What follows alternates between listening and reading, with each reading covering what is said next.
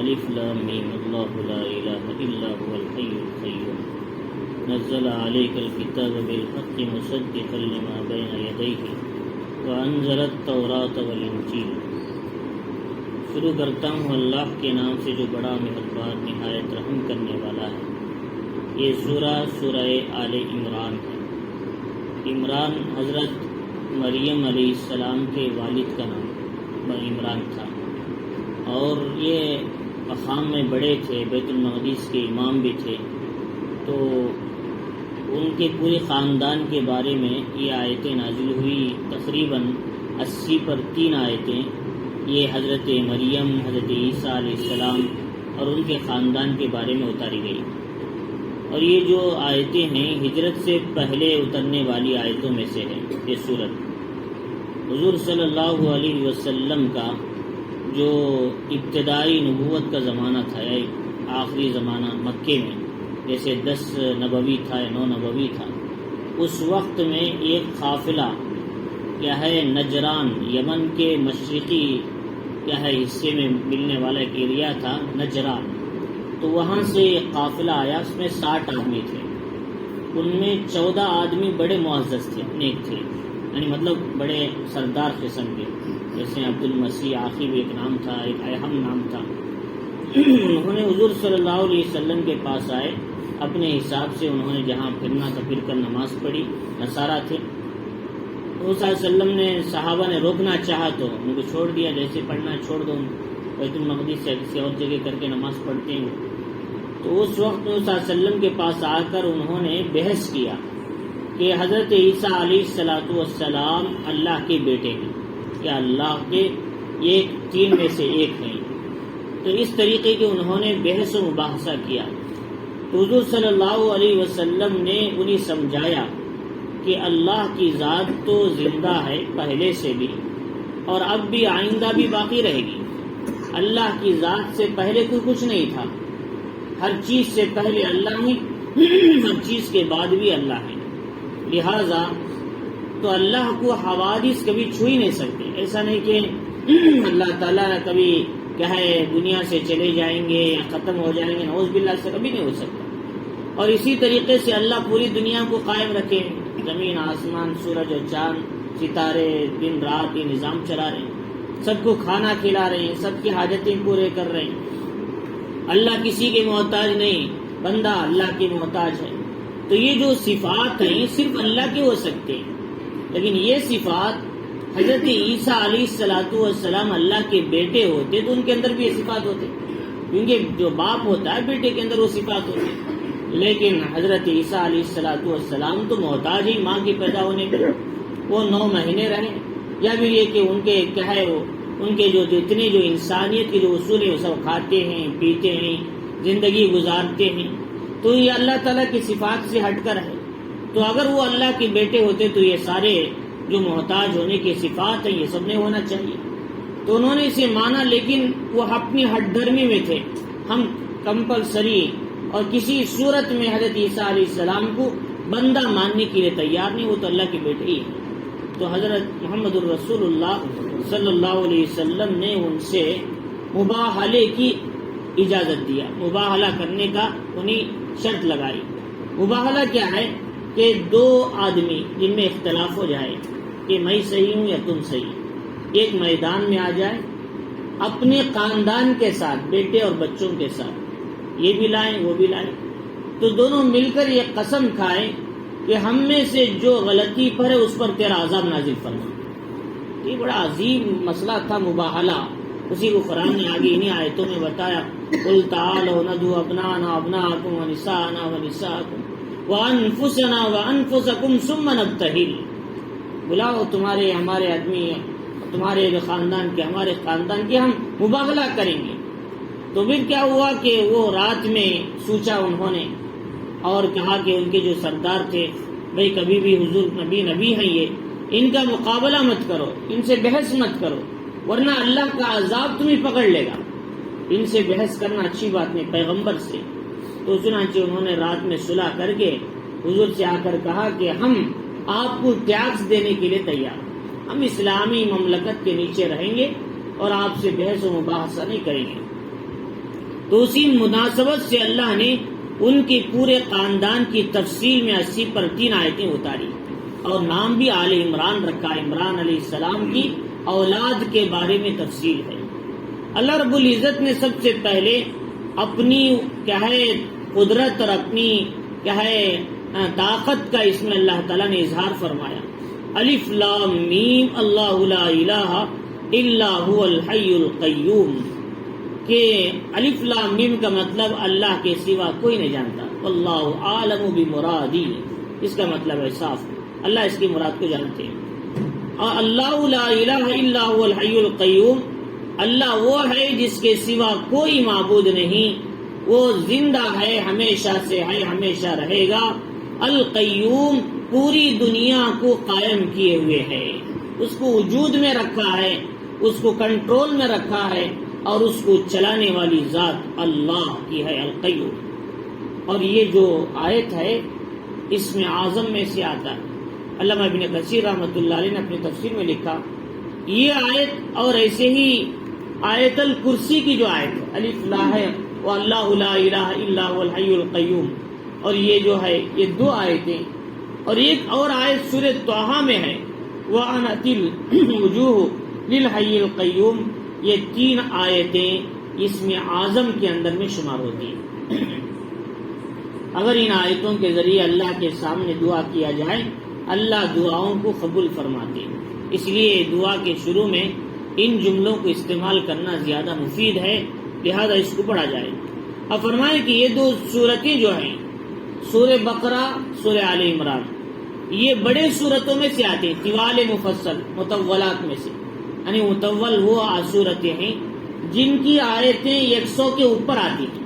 اب یہ دیکھو، یہ آیت سورہ بقرہ 280 پر 6 آیتوں کی بڑی صورت ہے، اور یہ بھی اسی کے قریب صورت ہے۔ تو یہ 2 صورتیں حدیث میں آتا ہے قیامت کے دن اللہ قرآن کو لائیں گے، قرآن پڑھنے والے کو بھی لائیں گے، اور پھر یہ جو صورتیں پڑھتے تھے تو یہ 2 صورتیں جب وہ جنت میں جائیں گے تو ان کے آگے آگے یہ صورتیں ہوں گی، سورہ بقرہ، سورہ آل عمران، اور یہ جو ہے ایک سائبان، سائے کی طرح ان دونوں قرآن پڑھنے والے کے اوپر رہیں گے اور چمک رہے ہوں گے، ان سے نور نکل رہا ہوگا۔ یہ فضیلت اس سورت کو پڑھنے والوں کے لیے ملتی ہے۔ حدیث میں آتا ہے سورہ آل عمران جو صبح میں پڑھے گا، شام تک فرشتے اس کے لیے مغفرت طلب کرتے رہیں گے۔ تو سورہ آل عمران بڑی فضیلت والی سورت ہے۔ اللہ رب العزت نے آگے بتایا، نزل علیک الکتاب بالحق، کہ آپ پر یہ کتاب ہم نے حق کے ساتھ نازل فرمایا، اس میں کسی قسم کا شک و شبہ نہیں۔ مصدقا لما بین یدی، یہ کتاب اپنے پچھلی کتابوں کی تصدیق کرتی ہے۔ تورات کے حکام بھی اس کے اندر ہے، انجیل کے مضامین مثالیں بھی اس کے اندر ہیں، زبور کے بھی اللہ کی بڑائی بھی اس کے اندر ہے۔ ہر چیز کو یہ قرآن لیا ہوا ہے، پہلی کتابوں کے مضامین اس کے اندر ہیں، اس کی تصدیق کرتی ہے۔ اگر یہ قرآن اللہ کی کتاب نہ ہوتی تو پھر تورات کی باتیں اس میں کیسے ہوتی؟ کوئی آدمی لکھ لیا ہوتا یا کاپی کر لیا ہوتا یا کسی نے اپنی طرف سے بنا لیا ہوتا، جیسا کہ عرب والے کہتے حضور نے اس کو اپنی طرف سے بنا کر لائے۔ تو اگر ایسا ہوتا تو یہ کتاب میں تورات کی باتیں کہاں سے آتی؟ تورات تو 2-3 ہزار سال پہلے کی کتاب ہے۔ تو لہٰذا اس بات کی علامت ہے کہ یہ کتاب قرآن آسمانی کتابوں میں سے سب سے اہم کتاب ہے، جو پچھلے تمام مضامین کو لے کر آئی۔ وَأَنزَلَ التَّوْرَاةَ وَالْإِنجِيلَ، اور جیسے قرآن کو اللہ نے اتارا ویسے تورات اور انجیل کو بھی اللہ نے اتارا تھا، قرآن اتارنے سے پہلے۔ اور حضرت موسیٰ پر تورات، حضرت عیسیٰ پر انجیل، من قبل، اس سے پہلے، هدی للناس، جیسے وہ کتابیں ہدایت کے لیے آئی تھی انسانوں کی، قرآن بھی انسانوں کی ہدایت کے لیے آیا۔ الف لام میم ذالک الکتاب لا ریب فیہ، اس کتاب میں کوئی شک و شبہ نہیں، ہدی للمتقین، یہ متقیوں کے لیے ہدایت بنا کر پیش کی گئی ہمارے سامنے۔ تو لہٰذا تو یہ کتاب ہدایت کا مرکز ہے۔ اب فرمایا وَأَنزَلَ الْفُرْقَانَ، تورات کے بعد جو قرآن اس لیے نازل کیا، یہ قرآن ہدایت اور گمراہی کے بیچ میں صاف طور سے کیا ہے، امتیاز کرنے والا ہے، فرق کرنے والا ہے۔ ضلالت و گمراہی کے بیچ میں، کفر اور ایمان کے بیچ میں اور کیا ہے اچھائی اور برائی کے بیچ میں امتیاز اور تمیز فرق کر کے بتانے والا یہ کلام کو اللہ نے لایا تاکہ انسانوں کو پتہ چلے ہدایت کیا ہے، گمراہی کیا ہے، غلط کیا ہے، صحیح کیا ہے، اندھیرا کیا ہے، روشنی کیا ہے۔ لوگ اس قرآن مجید کے ذریعے اپنی زندگی کا صحیح فیصلہ کر سکیں، اس لیے اللہ نے آخری میں فرقان نامی کتاب کو اتارا ہے تاکہ ہر انسان سمجھے، قرآن سمجھائے کہ کیا ہے صحیح۔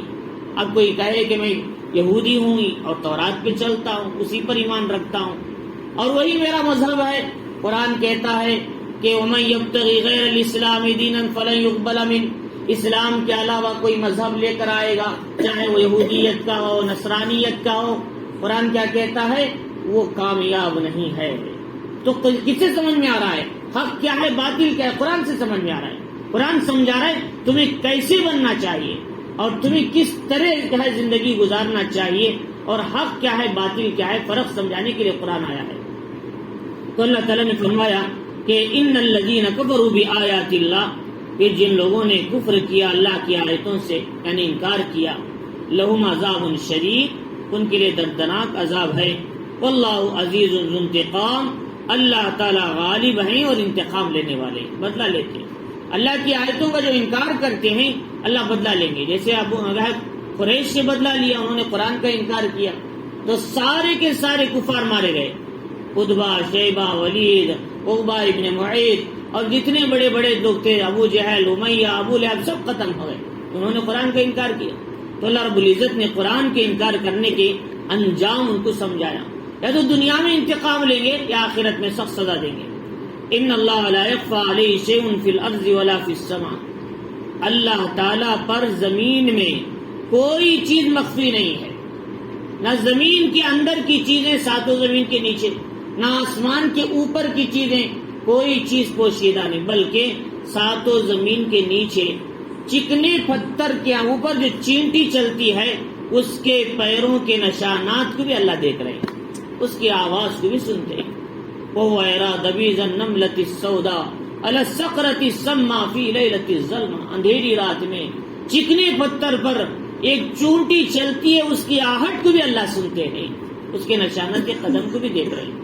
اس لیے لقمان نے کیا کہا تھا؟ یا بنیا انہا ان تک مثقال حبۃ من خردل او فی السماوات او فی الارض یاتی بہ اللہ، یہ تھوڑا سا دانہ بھی تم نے ساتوں زمین کے نیچے ڈالو یا آسمان میں کہیں ڈال دو، اللہ کی ذات اسے اسکین کر لیتی ہے۔ دیکھ لیتے، آج ہم مشین کر لیتے، مشینیں اسکین کر لیتے، اللہ کی ذات مشین جو اسکین کرتی ہے وہ بھی دھندلا دکھاتی ہے، لیکن اللہ اسے باریک سے باریک چیز کو نکال کر لانے پر قادر ہے، اللہ کی ذات ہے۔ تو لہٰذا تو اللہ رب العزت فرما رہی کہ اللہ تعالیٰ پر کوئی چیز پوشیدہ نہیں، اور عیسیٰ علیہ السلام ان پر کتنی چیزیں پوشیدہ ہیں، اور اگر وہ اللہ کے بیٹے ہوتے تو ان کو ہر چیز کا پتہ ہونا چاہیے، جو پہلے ہوا، جو اب ہو رہا ہے، آئندہ ہوگا، ہر چیز کا ان کو پتہ ہونا چاہیے۔ تو جب پتہ نہیں ہے، مطلب یہ ہے عیسیٰ علیہ السلام اللہ کے بندے ہیں، اللہ کے بیٹے کبھی نہیں ہو سکتے۔ ولا فی السماء، اور آسمان میں بھی کوئی چیز اللہ کی کیا ہے مقابلے میں پوشیدہ نہیں ہے۔ والذی یصورکم فی الارحام، پھر اللہ رب العزت نے فرمایا کہ وہی ذات ہے جو تمہیں کیا ہے تمہاری کیا ہے ماں کے پیٹ میں صورتیں بناتا ہے جیسی چاہے، اللہ کی ذات ہی ہے۔ ماں کے پیٹ میں انسان کو 9 مہینے میں کیا ہے 4 مہینے ختم ہونے کے بعد اس کے جسم کا ہے حصہ ہڈیوں کے ڈھانچے میں بدل کر چمڑا چڑھ کے خوبصورت ہے ایک صورت اللہ تعالیٰ بنا کر پیش کر دیتے ہیں۔ تو اللہ تعالیٰ فرما رہی کہ ہم نے انسان کو ماں کے پیٹ میں ہے اس کی صورتیں بنائی جیسی چاہے، ہر ایک کی صورت الگ ہے، ہر ایک کی کیا ہے 3 اندھیریوں کے اندر بنا رہی۔ یخلقکم فی بطون امہاتکم خلقا من بعد خلق فی ظلمات ثلاث، 3 اندھیریوں میں۔ اور بھی اللہ تعالیٰ کیا ہے جو بنا رہے ہیں، حالانکہ اللہ تعالیٰ اسے کیا ہے اتنی صاف طریقے سے دیکھ رہے ہیں جیسے ہم ظاہراً دیکھ رہے ہیں، جبکہ ہمارا جو بچہ ہے جو پیدا ہوتا ہے اس کا جو اسکین کیا جاتا کہ ہے اس کے کیا ہے مکمل صورت بھی نظر نہیں آتی، اندازہ کر کے بتاتے ہیں لڑکا ہے لڑکی ہے۔ اللہ تعالیٰ فرما رہی ہم اس کے ہر حرکت کو جان رہے ہیں، وہ کب حرکت کر رہا ہے، ہاتھ کب ہلا رہا ہے، اس کے ناخن کب بن رہے ہیں، سر کے بال کب اگ رہے ہیں، پیروں کے ناخن کب بن رہے ہیں، ہاتھوں کے لکیریں کیسے وجود میں آ رہے ہیں، آنکھ کے ڈورے کیسے بن رہے ہیں، یہ پورا نظام ہم اپنی آنکھوں کے سامنے ویسے دیکھ رہے ہیں جیسے سامنے آدمی کھڑا ہے۔ انسان نہیں دیکھ سکتا، مشینیں نہیں دکھا سکتی، اتنا کلیئر اللہ انسان کے لیے پیدائش کی ساری صورتیں دیکھ رہے ہیں۔ تو اللہ تعالیٰ فرما رہی لا الہ الا ہو، نہیں کوئی معبود سوائے اللہ کے، العزیز الحکیم، اللہ غالب ہے اور حکمت والے۔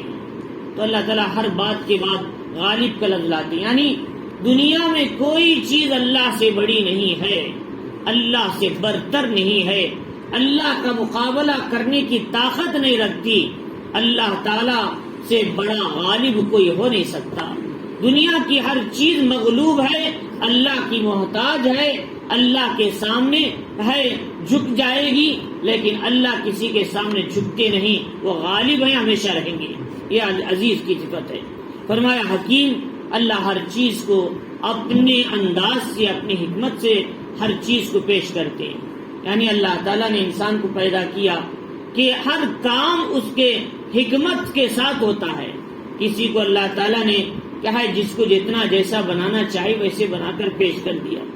اور فرمائے کہ هو الذی انزل علیک الکتاب منہ آیات محکمات ہن ام الکتاب واخر متشابہات۔ اب اللہ تعالیٰ اپنی قدرت کا مضمون پیش کرنے کے بعد اب قرآن کی طرف آ رہے ہیں۔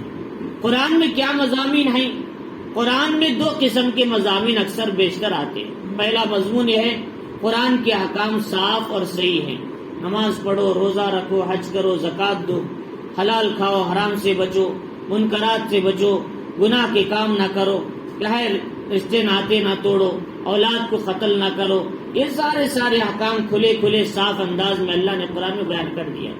اس کو کہتی ہیں محکمات، ہر آدمی سمجھ سکتا ہے، عمل کر سکتا ہے، کوئی پریشانی نہیں اس کو سمجھنے میں۔ یہ تھے متشابہات، اللہ کا ہاتھ ہے، ان کے ہاتھ کے اوپر وہ اللہ کا ہاتھ کیسا ہے، اللہ بیٹھے ہیں عرش پر کیسے بیٹھے ہیں، یہ متشابہات، اس میں پڑھنا نہیں۔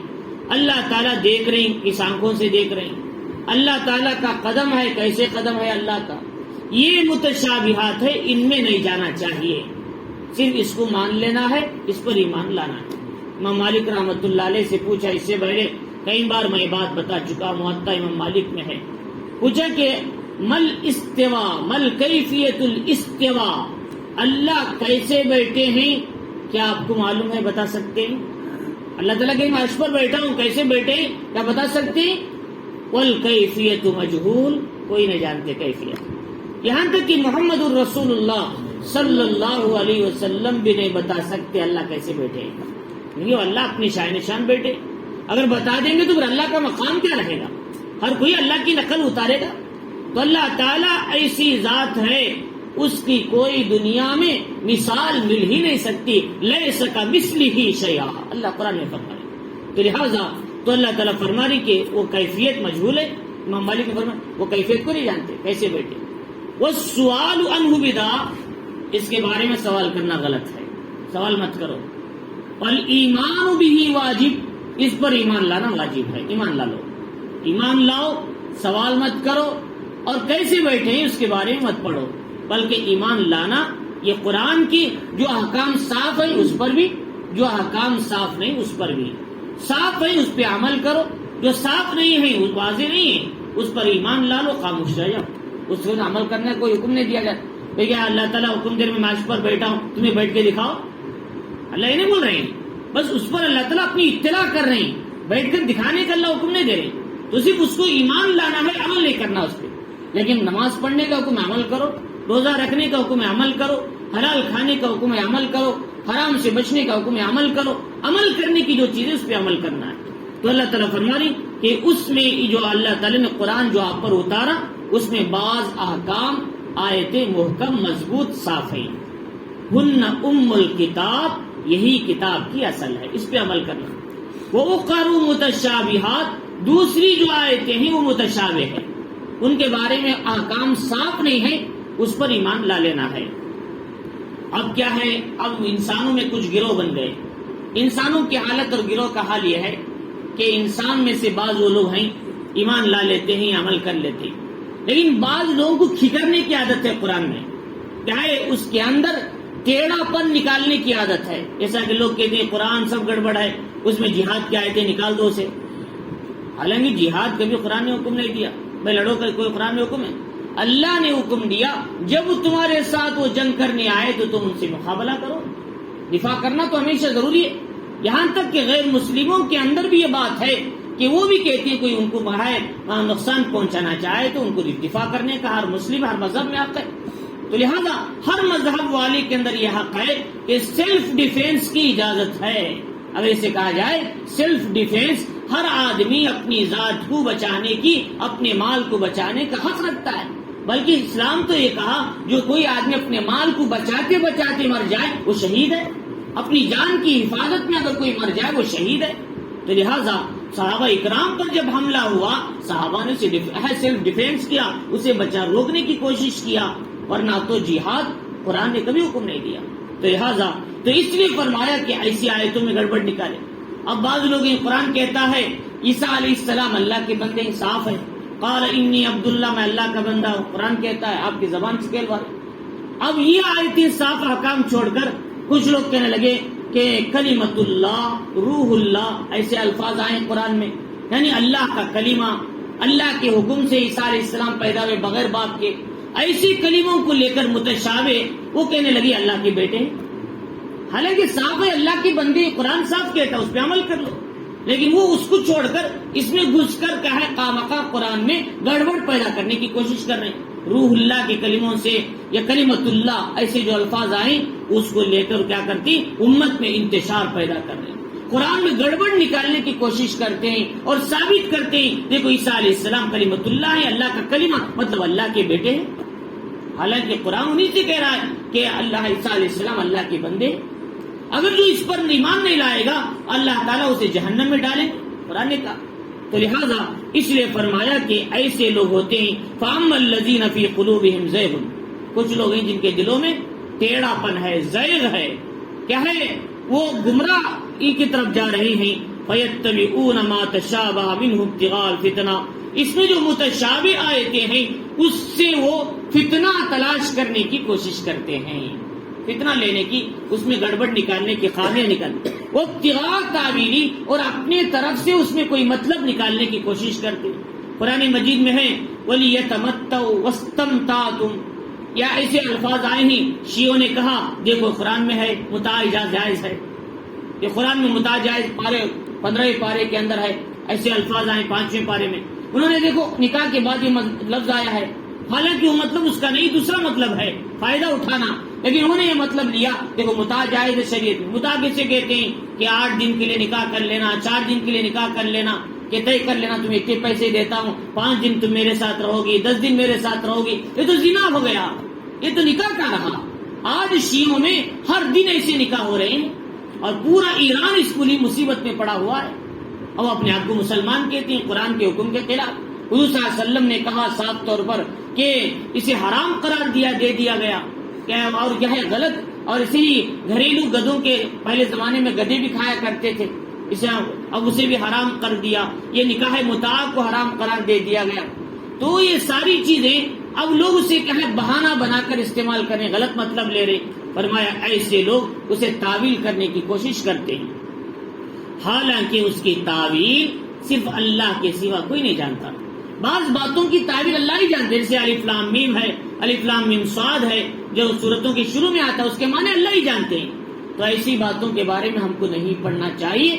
جو قرآن صاف کہتا ہے اس پہ عمل کر لے، جو نہیں کہتا خاموش اس پہ ایمان لا لے، اس پہ بحث نہ کرے. فرمایا والراسخون فی العلم یقولون آمنا بہ، لیکن اللہ جن کو علم زیادہ دیتے ہیں، علم کی وسعت دیے ہیں، ایسے لوگ کہتے ہیں ہم اس پر ایمان لاتے ہیں، بحث نہیں کرتے کبھی بھی. اور کل من عند ربنا، اور یہ پورا کا قرآن ہمارے رب کی طرف سے ہے. ہم نہیں بولتے کہ جو قرآن میں صاف احکام ہے وہ قرآن کا ہے، جو مجمل احکام ہے وہ قرآن کے نہیں، ایسا نہیں بولتے. سارے کا سارا قرآن اللہ کا ہے، ہمارا اس پر یقین ہے. فرمایا وما یذکر الا اولو الالباب، عقل مند لوگ ہی ایسی چیزوں سے یعنی اس کلام سے نصیحت حاصل کر سکتے ہیں. جو عقل مند نہیں ہے یا بھی کہ وہ قرآن سے کیا ہے نفرت رکھتے ہیں، ایسے لوگ کیا ہے کبھی نصیحت حاصل نہیں کر سکتے. ربنا لا تزغ قلوبنا، اسی لیے اللہ تعالیٰ نے قرآن میں آگے بتایا ایمان والوں کی یہ دعا کرنا چاہیے، اے ہمارے پروردگار. عقل مند لوگ کہتے ہیں لا تزغ قلوبنا، ہمارے دلوں کو نہ پھیریے، ٹیڑھا مت کیجیے، بعد اذ ہدیتنا، ہمیں ہدایت ملنے کے بعد. ہدایت مل جائے پھر اس کے بعد ہم ایسی ایسی چیزوں میں پڑھ کر پھر ایمان سے پھر جائیں، ایمان سے ہٹ جائیں. کبھی ایسا نہ ہو، اے اللہ ایسی مصیبت سے بچا. یہ اللہ تعالیٰ نے قرآن میں امت کو سکھایا، لوگ بندوں کو بتایا. وَهَبْ لَنَا مِن لَّدُنكَ رَحْمَةً، اور اپنی طرف سے ہمیں رحمت عطا فرما. إِنَّكَ أَنتَ الْوَهَّابُ، آپ بہت عطا کرنے والے ہیں، بہت اتنا دیتے ہیں کہ اب تک دے رہے ہیں سارے انسانوں کو. اللہ تعالیٰ جب سے دنیا بنی آج تک کھلا رہے ہیں ہر آدمی کو اس کے مطابق، ہر انسان کو اس کی ضرورتوں کے مطابق، اور جانوروں کو ان کے ضروریات، ہر پرندوں کو ان کے ضروریات. اللہ کے خزانے میں اتنا بھی کمی نہیں آئی. جیسے انسان انگلی سمندر میں ڈالے اس کی انگلی کو جو پانی لگے گا اتنا بھی اللہ کے خزانے میں کمی نہیں آئی. اللہ تعالیٰ اتنا انسان کو دیتی اور دے رہے ہیں. تو لہٰذا اسی لیے اللہ کے نبی علیہ الصلوۃ والسلام نے فرمایا کہ انسان کے جو دل ہیں اللہ کی 2 انگلیوں کے درمیان ہے. اللہ چاہے تو ہدایت پہ کھڑا کر دے، چاہے تو ہدایت سے باہر کر دے. اللہ تعالیٰ کے ہاتھ میں ہے. لہذا دعا اللہ کے نبی نے ہمیشہ کی، یا مقلب القلوب ثبت قلبی علی دینک، اے دلوں کے پھیرنے والے میرے ہے دل کو اسلام پر جما دے، دین پر جما دے، اسے نہ بھٹانا. تو لہذا اللہ کے نبی علیہ الصلوۃ والسلام نے دعا کر ربنا انک جامع الناس، پھر وہ کہتے ہیں ہمارے پروردگار آپ لوگوں کو ایسے دن میں جمع کریں گے جس کے آنے میں کوئی شک نہیں، قیامت کا دن. ان اللہ لا یخلف المیعاد، اللہ تعالیٰ کبھی وعدہ خلافی نہیں کرتے. ان الذین کفروا، لیکن جن لوگوں نے کفر کیا، لن تغنی عنہم اموالہم ولا اولادہم من اللہ شیئا، لیکن جو کافر ہیں کفر میں پڑے ہوئے ہیں وہ لوگ کیا ہے ان کا مال، ان کی اولاد انہیں کچھ کام نہیں آتی. کل قیامت کا دن ہوگا، انسان کہے گا اے اللہ مجھے جہنم سے بچا لے، میرے بیوی کو لے لے، میرے بچوں کو لے لے، میرے خاندان کو لے لے، میرا سونے جواہرات کو لے لے، میرے مال کو لے لے، مجھے جہنم سے بچا دے. لو يود المجرم لو يفتدي من عذاب ببنيه وصاحبته واخيه وفصيلته التي تؤوي ومن في الارض جميعا ثم ينجي، سب کو لے لے مجھے بچا دے. اللہ کہیں گے نہیں ہو سکتا، نہیں ہو سکتا. کلا انہا لظا، اس کے اندر تم کو جانا ہی ہے، یہ جہنم میں تم کو جلنا ہی ہے. یہ تمہارے جسم کے چمڑے کو چھیل کر رکھ دے گی اور بھون کر رکھ دے گی. کلا انہا لظا نزاعۃ للشوا، قرآن کہتا ہے. تو لہذا یہاں تک قرآن نے کہا تیسرے پارے میں کہ اگر تم زمین بھر کے سونا بھی لے کر آؤ ہم جب بھی تمہیں جہنم سے آزاد نہیں کر سکتے. تو لہذا اس لیے فرمایا کہ انسان سمجھے گا کہ کل قیامت کے دن میرے لوگ کچھ کام آ جائے یا پھر یہ کہ میرا مال کام آ جائے، کوئی کسی کا مال کچھ کام نہیں آئے. ہاں عمل کی کسوٹی کام آئے گی، عمل کے دراہم کام آئیں گے قیامت کے دن. اس کے پاس عمل کے سکے ہوں گے اللہ اسے کامیاب فرما دیں گے. جن کے پاس عمل نہیں ہوگا دنیا کے مال کے سکے ہوں گے وہ سب کے سب کچھ کام نہیں آئیں گے. تو اللہ تعالیٰ فرما رہی اولئک ہم وقود النار، ایسے لوگوں کو جہنم کا لکڑیوں کی جگہ ان کو جال ڈال کر آگ سلگا دی جائے گی. اولئک ہم وقود النار، قرآن کہتا ہے نار اللہ الموقدہ التی تطلع علی الافئدہ. معلوم ہے آگ جہنم کی حطمہ کیا ہے؟ وما ادراک ما الحطمہ نار اللہ الموقدہ. اس آگ کو اللہ نے بھڑکایا ہے. کتنے ہزار سال؟ 3000 سال بھڑکایا ہے. 3000 سال گرم ہوئی، پہلے لال تھی، پھر اس کے بعد کالی، اس کے بعد سفید پڑ گئی، کالی پڑ گئی. اب ایسی آگ ہے دیکھنے میں نظر نہیں آتی. اس کی بھاپ اتنی گرم ہے کروڑوں میل چلنے والا بھی اس کی بھاپ کو محسوس کر لیتا ہے، اتنی گرم آگ ہے. اس لیے حدیث شریف میں آتا ہے ایک آدمی 500 سال کی مسافت سے جہنم کی بھاپ کو محسوس کرے گا. 500 سال کی مسافت، شاید انسان 500 سال کی مسافت دنیا میں کبھی چلے گا یعنی 60 سال میں. اتنی لمبی مسافت 500 سال، وہ بھی 1 سال نہیں. اور یہ چلنے کا الگ، آخرت کی 500 سال ہے، دنیا کے 500 سال میں. تو فرمایا اس طریقے سے اللہ فرمائی کہ قیامت کے دن کو آگ میں ڈال کر ان سے خود سلگا دیا جائے گا. اللہ فرمائی آگے جیسا کہ فرعون کے لوگوں کے ساتھ ہوا، فرعون کے جو خاندان ہے انہوں نے نافرمانی کی، اللہ نے ان کے ساتھ بھی یہی کر رہے ہیں. خبر کا عذاب یہیں سے شروع ہو چکا ہے. والذین من قبلہم، اور ان سے پہلے جو قومیں آئی نافرمان ان کے ساتھ اللہ نے کیا. کذبوا بآیاتنا، انہوں نے ہماری آیتوں کو جھٹلایا. فاخذہم اللہ بذنوبہم، اللہ نے ان کو ان کے گناہوں کی سزا میں پکڑ لیا. واللہ شدید العقاب، اللہ تعالیٰ سخت پکڑنے والے، سزا دینے والے ہیں. اب جب یہ اللہ کے نبی علیہ الصلوۃ والسلام نے بدر کو فتح کر لیا، بدر میں مسلمانوں کو کامیابی ملی. 313 سامنے 11 تھے، 700 اونٹ 100 گھوڑے ان کے پاس تھے، اور کہے تلواریں تیریں سب کچھ تھی. مسلمان 313، دو ہے ان کے مسلمانوں کے پاس کہے صرف کیا ہے 2 گھوڑے، کہے چند اونٹ تھے، اور کچھ ہتھیاریں تھی، کچھ کیا ہے مسلمانوں کے پاس کیا ہے لباس تھے جو جنگ کے، اس کے علاوہ مسلمانوں کے پاس کچھ نہیں تھا. لیکن اللہ تعالیٰ نے مسلمانوں کو کامیاب کیا.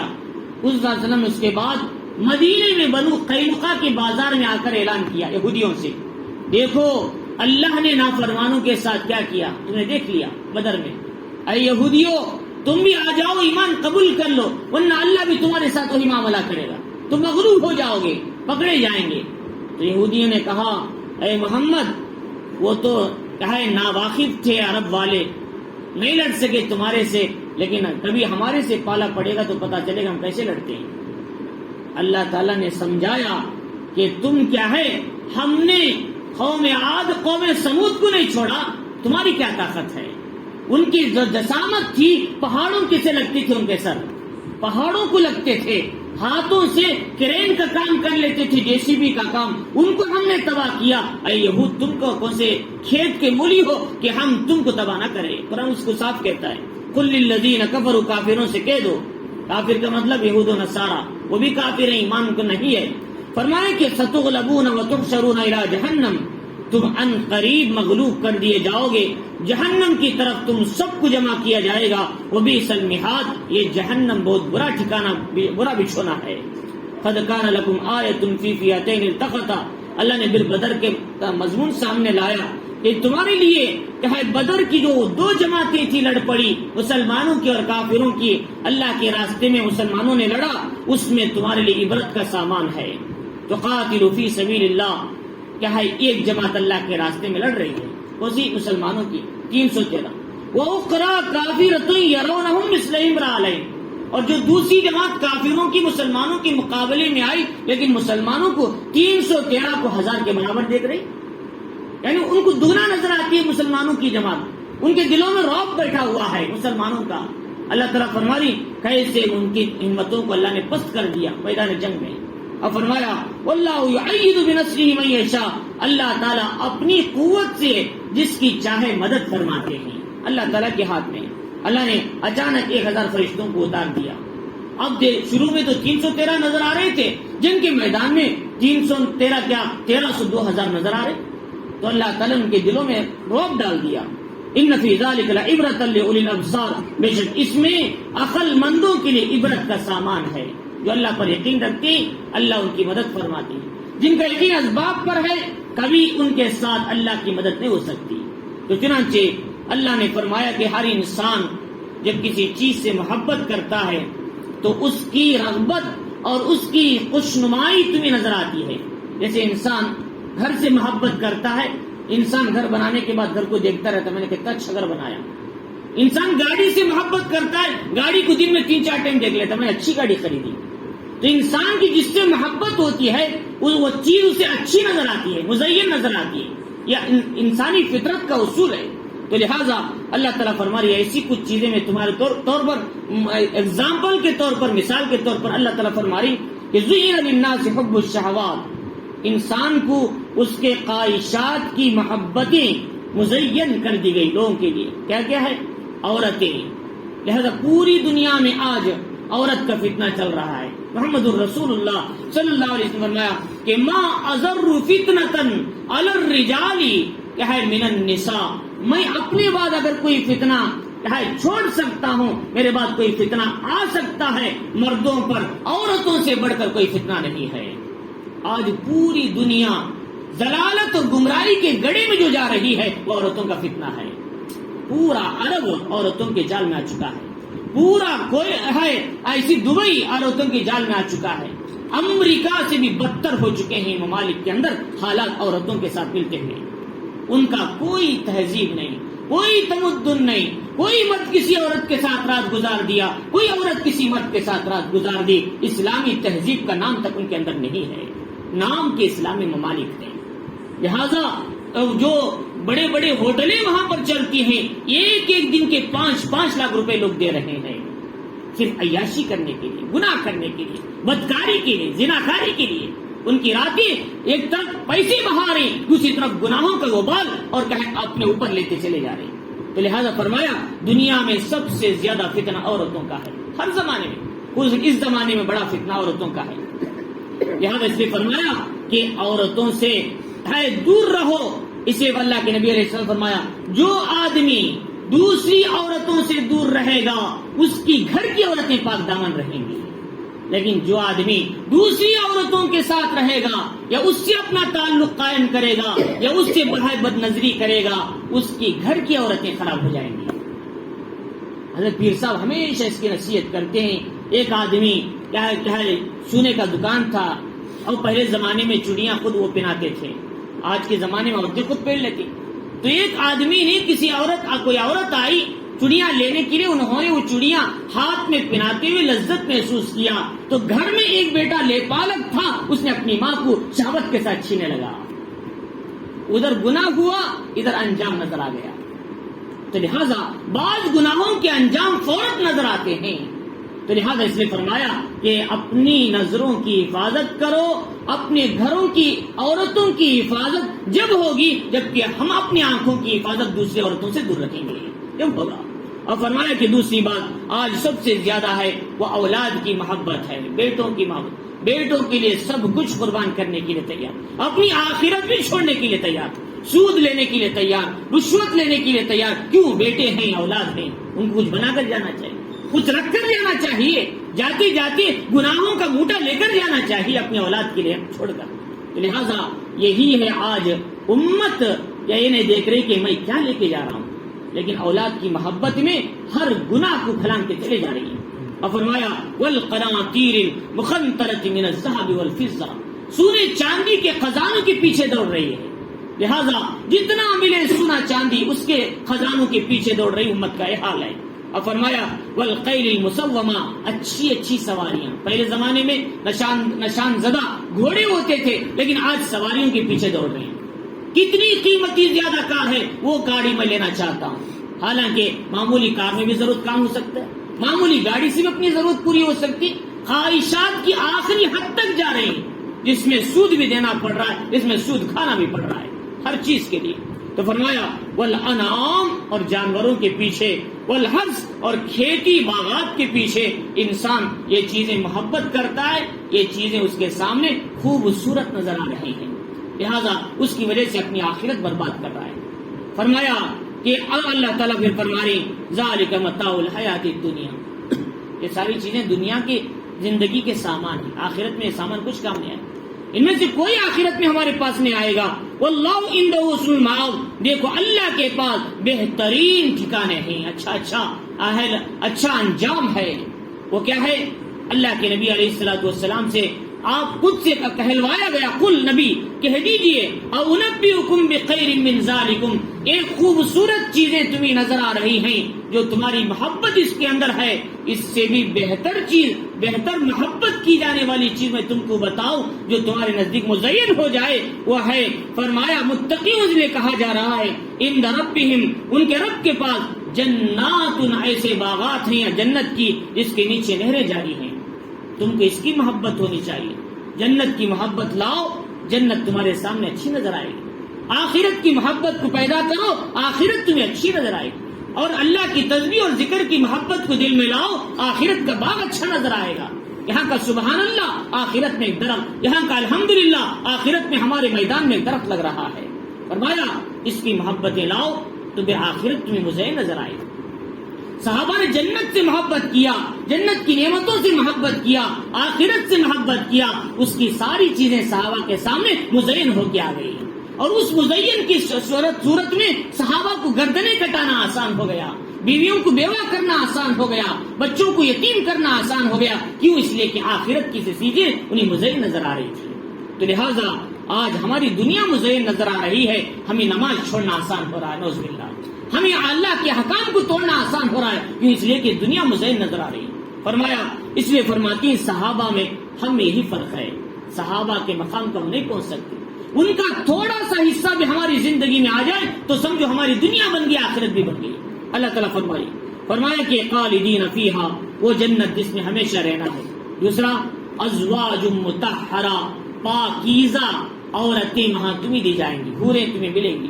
ورضوان من اللہ، اور اللہ کی رضا ملے گی، وہاں پر جنت ملے گی اور خوبصورت بیویاں ملیں گی، اللہ کی رضا ملے گی. اور یہ تو ایگزامپل کے لیے ہے، ایسی ہزاروں نعمتیں تمہیں دی جائیں گی.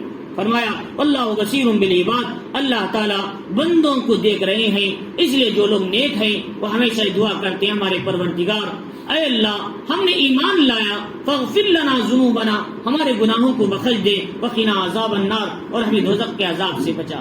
بالکامل ایمان والوں کی 5 صفات اس میں بتائے، الصابرین والصادقین والقانتین والمنفقین والمستغفرین بالاسحار. اگر تم کامل ایمان والے بننا چاہتے ہو، جنت کے تمہارے سامنے مزین ہونا ہے، تو یہ کام کرو کہ ہر حال میں صبر کرو، گناہوں سے بھی بچو، نیکیوں پر قائم رہو، حالات میں صبر کرو. الصابرین میں تینوں باتیں آتی. والصادقین، ہمیشہ سچے رہو، کہے ہمیشہ سچائی پر قائم رہو. والقانتین، اور اللہ کے اطاعت گزار بنے رہو، کبھی اس کی نافرمانی نہ کرو. والمنفقین، ہر حال میں اللہ کے راستے میں خرچ کرو. والمستغفرین بالاسحار، رات کے آخری پہر میں اللہ کے سامنے مناجات کیا کرو. یہ 5 صفت والے اللہ کے کامل بندے ہیں، مومن بندے ہیں. اللہ تعالیٰ ان کے کہے بارے میں یہ کہا اوصاف بیان فرمائے. تو اللہ تعالیٰ ہمیں ان آیتوں کے اندر پہلی بات تو یہ بتائی کہ دیکھو اسم اعظم کے ذریعے سے جو دعائیں کی جاتی ہیں، یہ جو ہے اللہ لا الہ الا هو الحی القیوم ہے، ایسے ہی آیت الکرسی کا شروع ہے، اس سے ہماری دعائیں قبول ہوتی. دوسری بات یہ ہے اللہ تعالیٰ کی ذات ہمیشہ قائم ہے، ہمیشہ زندہ ہے، اس کے مقابل کوئی دنیا کی کوئی چیز نہیں. اللہ غالب ہے، اس کا یقین اپنے دل کے اندر لانا. اور فرمایا اللہ کی کوئی اولاد نہیں، اللہ وراء الورا ہے، تمام اسباب سے، تمام چیزوں سے اللہ ہے، بے نیاز ہے، اس کا یقین اپنے دل کے اندر بٹھانا. اور دوسری بات یہ بتائی کہ قرآن میں جو صاف احکام ہے اس پہ عمل کرو، جو احکام متشابہات ہیں صاف نہیں اس پہ ایمان لا لو، اس پہ بحث مت کرو ورنہ گمراہ ہو جاؤ گے. لہٰذا آج بھی کیا ہے، شیطان یہ کہتا ہے آسمان کس نے بنایا؟ اللہ نے. زمین کس نے بنایا؟ اللہ نے. ایک وقت شیطان دل میں ڈالتا ہے اللہ کو کس نے بنایا؟ تو سب زبان بند کر لو. اگر تم اللہ کے بارے میں سوچنے لگو گے تو تم گمراہ ہو جاؤ گے، تمہارا ایمان خطرے میں پڑ جائے گا. تو لہٰذا تو اس کے بعد یہ بتایا کہ اللہ سے مانگتے رہو، اے اللہ ہمارے دلوں کو ہدایت پر لانے کے بعد دوبارہ ہدایت سے واپس نہ فرما، ہدایت پر جما دے ہمارے دلوں کو. یہ اللہ تعالیٰ سے دعا کرنا. اور فرمائے کہ دیکھو کہ اللہ تعالیٰ کے یہاں جب آدمی اعمال کے بغیر جائے گا، ساری دنیا کی دولتیں دے گا، جہنم سے بچنے کے لیے بچ نہیں سکے گا. وہاں آخرت میں اعمال کا خزانہ لے کر جانا ہے، اعمال کی پونجی کام آئے گی، دنیا کے درہم اور پیسے نہیں کام آئیں گے. اور فرمایا کہ آدمی کو چاہیے کہ اللہ کے ذات پر یقین کریں گے، اللہ ہر حال میں اس کی مدد کریں گے، اسباب کے بغیر بھی اللہ مدد فرمائیں گے، جیسا کہ اصحاب بدر کی مدد. اور دنیا میں جو چیزوں سے تم محبت کرتے ہو وہ تمہارے سامنے مزین نظر آتے ہیں، ایسے وقت میں تم آخرت سے محبت کرنے لگو تو آخرت تمہارے سامنے مزین ہو جائے گی، دنیا کی چیزیں تمہارے سے دور ہونے لگی. اور فرمایا کہ اس سے بھی بہتر چیز یہ ہے کہ تم جنت کو طلب کرو، آخرت کی جو اللہ تعالیٰ بہترین حوریں دیں گے اور وہاں اللہ کی رضا ملے گی، اس کی تیاری میں لگ جاؤ. اور فرمایا 5 صفات اپنی زندگی میں لاؤ، صبر کرو، سچ بولو، اطاعت کرو. اور فرمایا کہ ہر حال میں اللہ کے راستے میں مال خرچ کرو، رات کے آخری پہر میں اٹھ کر اللہ کے سامنے مانگو. یہ 5 صفات کامل ایمان والوں کے اور جنت والوں کے صفات ہیں. اللہ تعالیٰ ہمیں ان باتوں کو سمجھنے، اس پر عمل کی توفیق عطا فرمائے.